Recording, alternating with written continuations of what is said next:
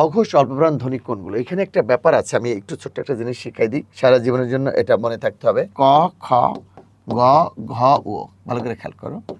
চ ছ জ ঝ ইয় প ফ ব ভ ম।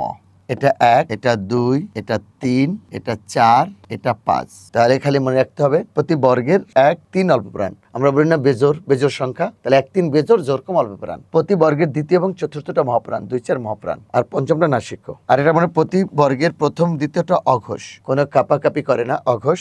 আর 3 4 5 ঘোষ। তাহলে 1 2 অঘোষ, 3 4 5 ঘোষ, এটা মনে রাখলে হবে। এখন প্রশ্ন, অঘোষ অল্পপ্রাণ ধ্বনি, তাহলে 1 2 অঘোষ, 1 অল্পপ্রাণ, ক চ ট ত প, তাহলে চ ধ্বনি হবে নিঃসন্দেহে। একে তো অঘোষ, ঘোষ খায় না, 1 2 ভালো, আবার অল্পপ্রাণ, ঠিক আছে। উত্তর আমাদের কি বলে? উত্তর চ ধ্বনি।